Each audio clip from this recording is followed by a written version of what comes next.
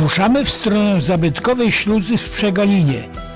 Blisko miejsca przeprawy znajduje się pomnik stulecia przekopu Wisły, odsłonięty w 1995 roku. Ciekawy kształt przypominający latarnię morską ma przydrożna kapliczka Gwiazda Morza. Figura kucharza zaprasza do wstąpienia w progi baru przy porcie.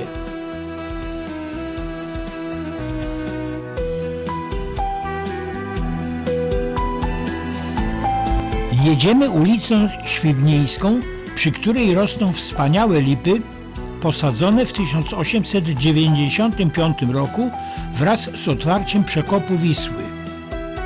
Lipy rosną co 25 metrów, bo taką szerokość miały działki przeznaczone do zabudowy przez Niemców.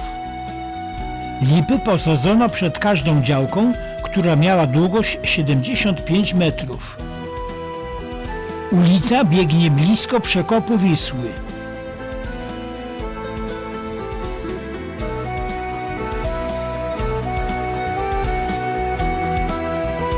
Zbliżamy się do śluzy w Przegalinie. Po lewej stronie mijamy dawny basen portowy znajdujący się przy śluzie.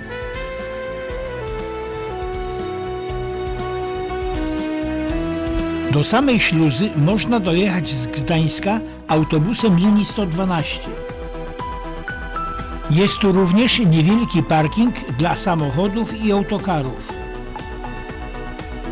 W 1894 roku wybudowano dwie śluzy. Jedna z nich mała, przeznaczona była dla tratew, druga duża dla żeglugi. W latach 1975-1980 wybudowano nową śluzę żeglugową i nadano jej nazwę Południowa. Starą śluzę żeglugową, którą tu widzimy, zwaną Północną, zamknięto. Zabytkowa śluza północna wykonana jest z betonu i posadowiona na palach drewnianych. Ściany głów śluzy zbudowano z cegły, a wrota były stalowe. Mechaniczno-hydrauliczny układ napędowy początkowo napędzały dwie lokomobile, zastąpione w późniejszym czasie silnikiem elektrycznym. W kwietniu 2011 roku wytyczono nową drogę po nasypie zabezpieczającym śluzę północną przed naporem wód przekopu Wisły. A to nowo wybudowana śluza południowa. Na śluzie południowej w marcu 2012 roku zamontowano most zwodzony o długości 21 metrów i masie 48 ton.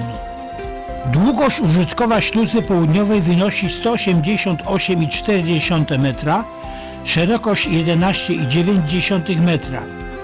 Długość całkowita to 214,8 metra, a różnica poziomów 2,5 metra. Czekając w awanporcie na otwarcie śluzy, można zacumować do prowadnic pomalowanych na kolor zielony.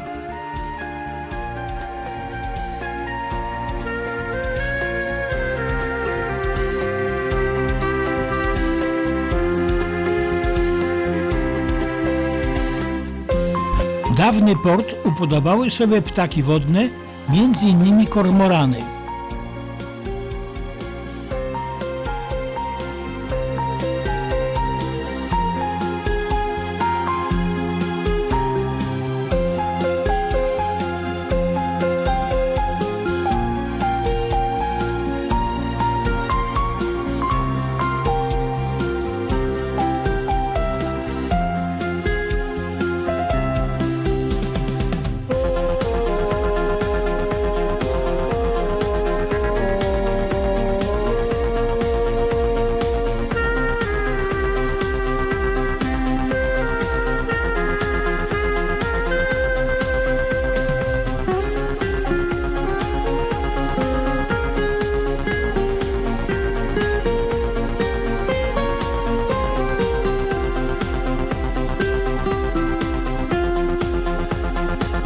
Śluza w Przegalinie była ostatnim punktem programu naszej jednodniowej wycieczki.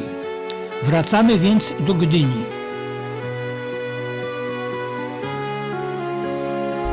Na przeprawę czekają kolejne samochody. Aż do Przejazdowa jedziemy tą samą trasą.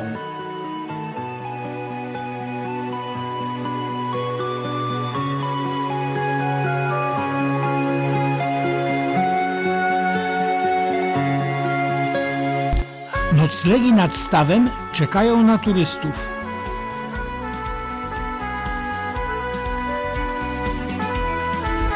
Do tego miejsca dotarłem podczas spaceru po Sobieszewie.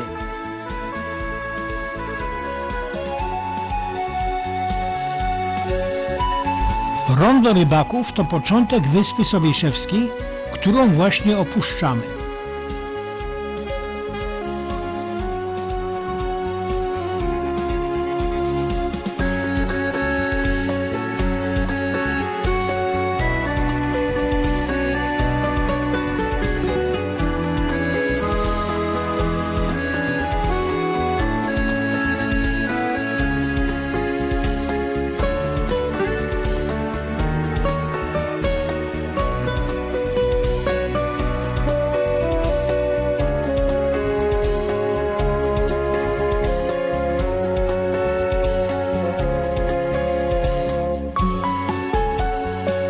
Przejeżdżamy przez Wiślinkę, wieś liczącą około 1200 mieszkańców.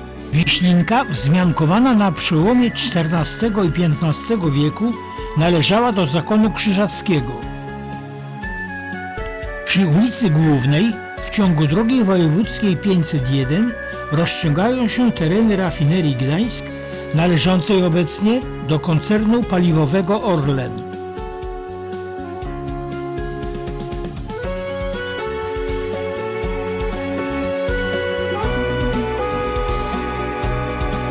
Wzdłuż drogi płynie struga Czarna Łacha, mająca swój początek na Żuławach Gdańskich.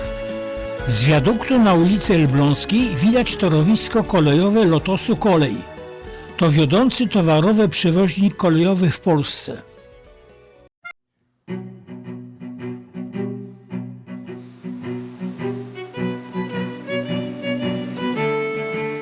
Po raz drugi przejeżdżamy dziś przez most wantowy przerzucony nad Martwą Wisłą.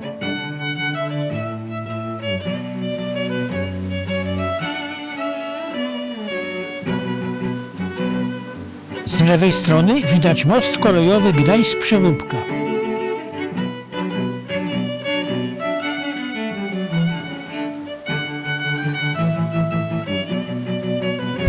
Wjeżdżamy w drugą nitkę tunelu pod Martwą Wisłą.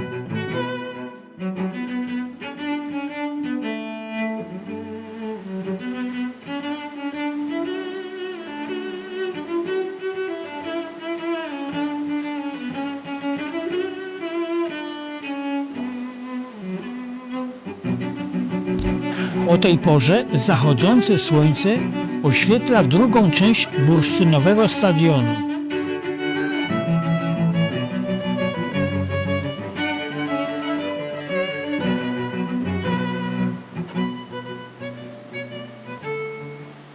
Między wiaduktem w ciągu ulicy Uczniowskiej a wiaduktem na ulicy Płażyńskiego stoi wieża ciśnień wybudowana 100 lat temu. Wieża ciśnień obsługiwała stację Gdańsk-Zaspa Towarowa.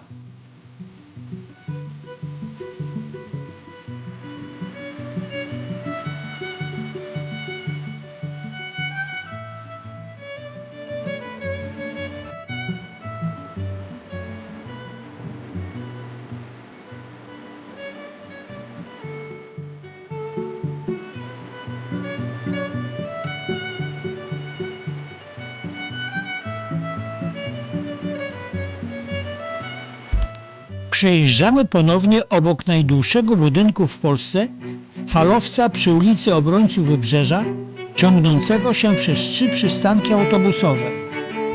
Jest to ludzkie mrowisko, w którym żyje 6000 ludzi.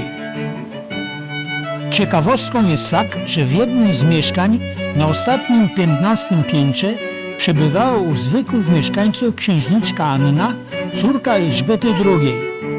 Był rok 1991 i Polska otwierała się na świat, a księżniczka chciała wiedzieć, jak żyje się zwykłym ludziom. Wypiła kawę, zjadła domowe ciasto, ale jazdy mikroskopijną windą, która się chybotała, już nie zaryzykowała i zeszła po schodach. Przejeżdżamy granicę Gdańska i Sopotu.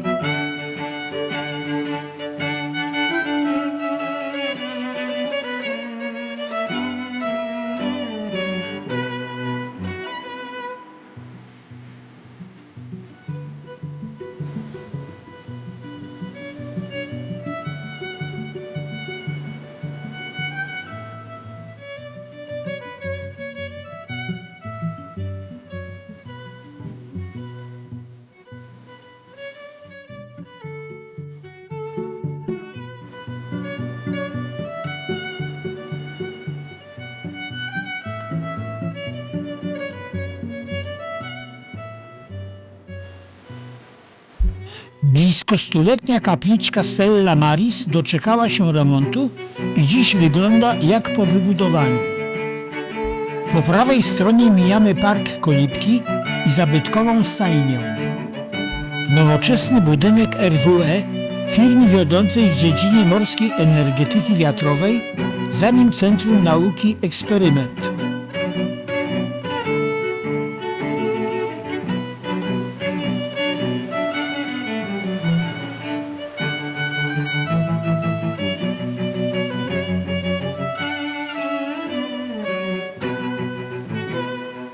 Przy ulicy Władysława IV wznosi się centrum biurowe Hossa. Architektura tego nowoczesnego biurowca nawiązuje do gdyńskiego przedwojennego modernizmu.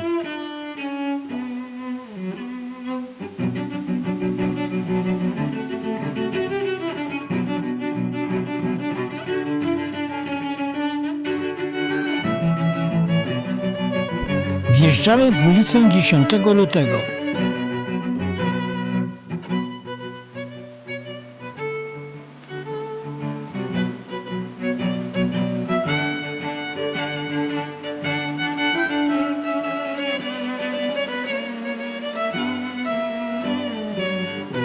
Wycieczkę kończymy jak zwykle przed dworcem Gdynia Główna o godzinie 19.